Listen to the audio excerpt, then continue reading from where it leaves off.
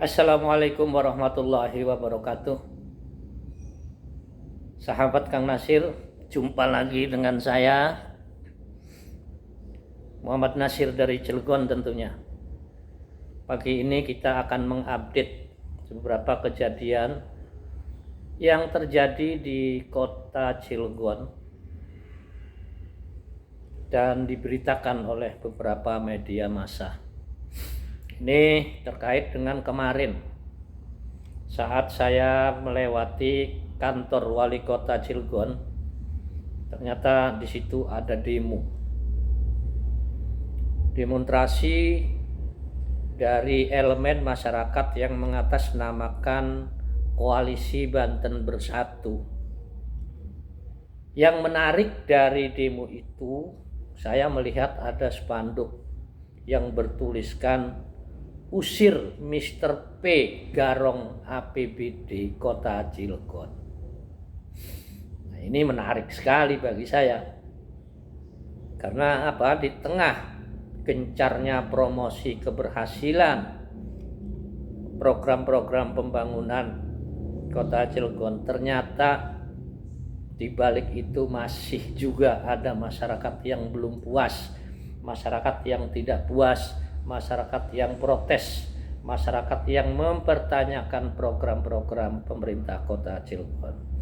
Baik sahabat Kang Nasir, ini saya akan mengupdate satu berita.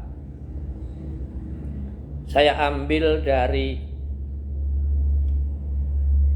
media online Wong Banten. Judulnya "Koalisi Banten Bersatu. Diduga APBD Cilegon digarong Mr. P. Heldi tak mampu jalankan roda pemerintahan".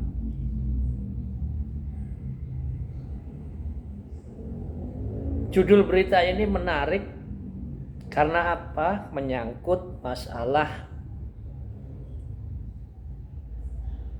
penyelenggaraan pemerintahan dan juga ada disebut-sebut garong.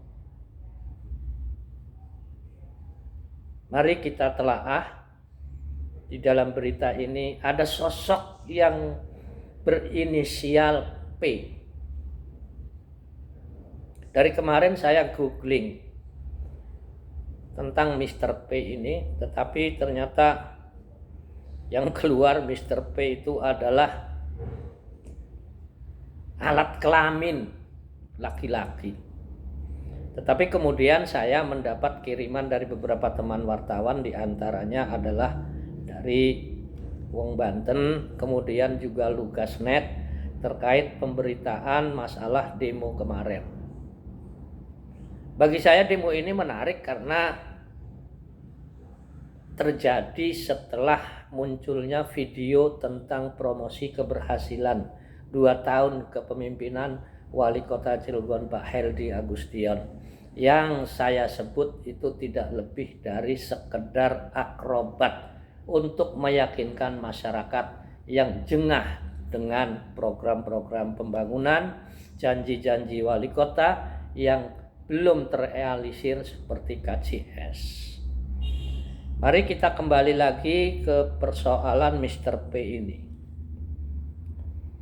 Mr. P ini susah memang untuk diidentifikasi secara nyata.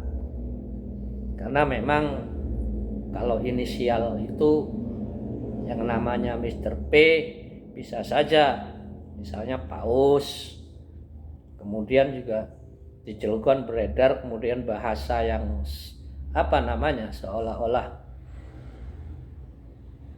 mengkritisi atau memaki dengan kalimat Mr. P ini adalah Mr. Patakire.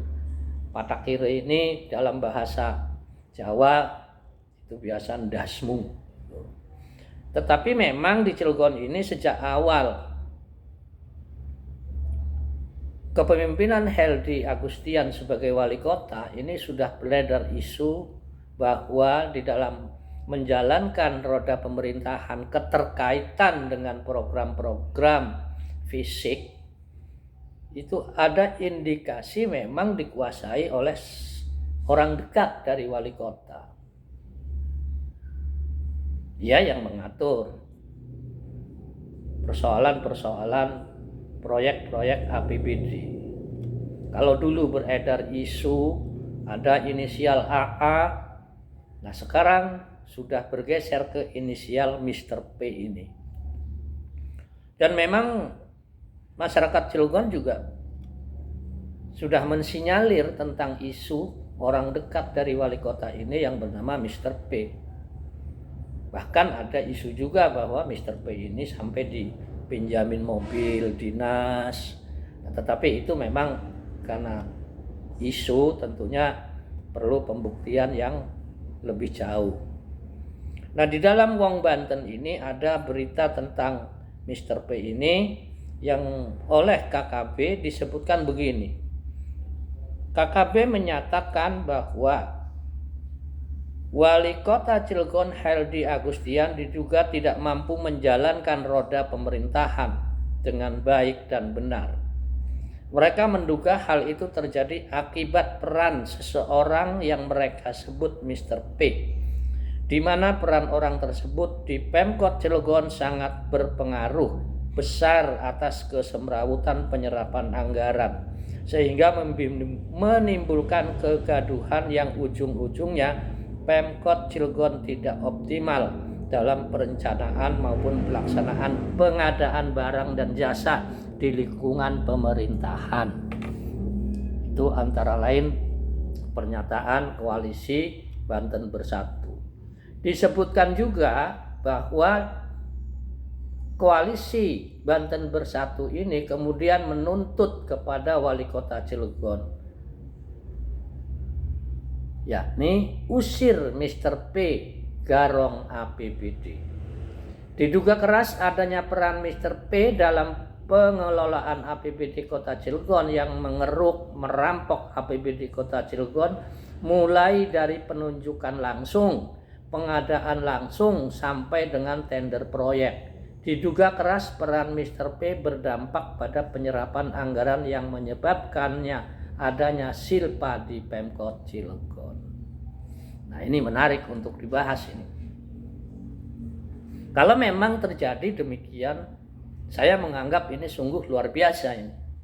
Artinya wali kota kok bisa diintervensi oleh orang luar, mengatur APBD, kemudian mengatur tender, mengatur penunjukan langsung, pengadaan barang.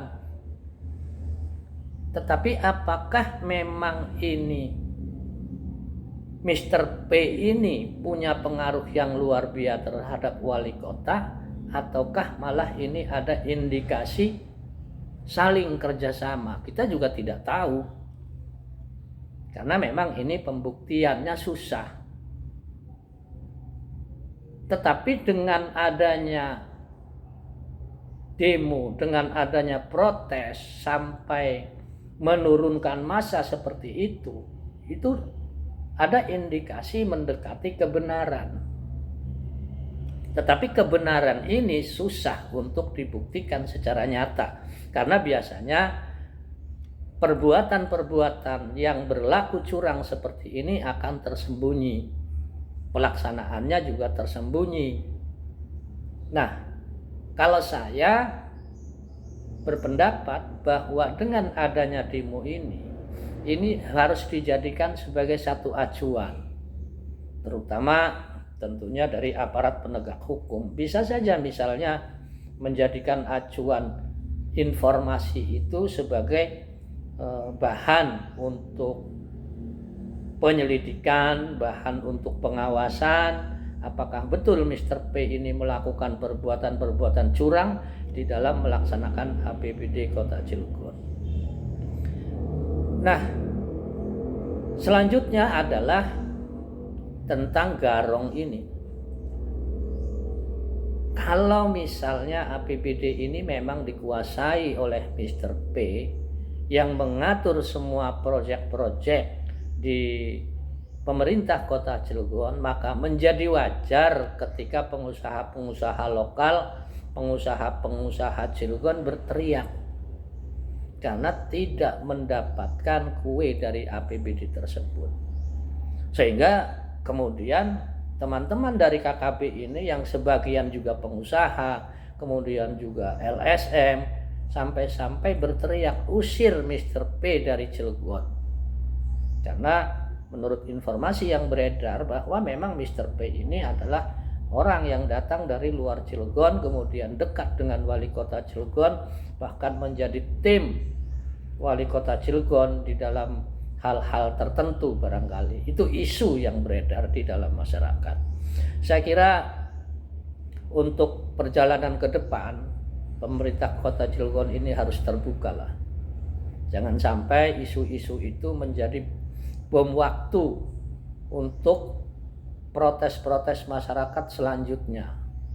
Mumpung kepemimpinan Pak Heldi ini masih berjalan sampai 2024. APBD kita 2023 ini tentunya menjadi perhatian bagi pengusaha Cilegon, kawan-kawan di Cilegon, ingin bahwa mereka juga mendapat kebagian kue APBD ini dengan jalan, misalnya bisa ikut tender, bisa ikut beraktivitas di dalam proyek-proyek APBD, baik yang penunjukan langsung maupun yang tender. Sehingga perlu diadakan kerjasama dengan instansi, organisasi, profesi. Misalnya di sini ada Gapensi, ada Kadin, ada HIPMI. Ya, mungkin barangkali bisa berkolaborasi bagaimana caranya supaya pengusaha-pengusaha Cilegon ini bisa kebagian kue APBD. Masa orang Cilegon yang hidup di Cilegon, yang mendirikan kota Cilegon tidak bisa merasakan nikmatnya kue dari APBD tersebut. Sehingga mereka kalau tidak kebagian ya wajar saja protes. Nah, mungkin demikian pendapat saya terkait dengan berita yang kemarin demo KKB ini. Intinya adalah sebaiknya wali kota Cilegon atau pemerintah kota Cilegon bisa memperhatikan pengusaha-pengusaha lokal di daerah, bekerja sama tanpa ada intervensi dari manapun. Dan untuk APH barangkali bisa ini dijadikan sebagai acuan untuk menyelusuri tentang kebenaran isu tersebut. Kalau memang ada indikasi penyelewengan, indikasi menyalahgunakan, nah itu bisa diproses berdasarkan aturan-aturan yang ada. Demikian, terima kasih. Assalamualaikum warahmatullahi wabarakatuh.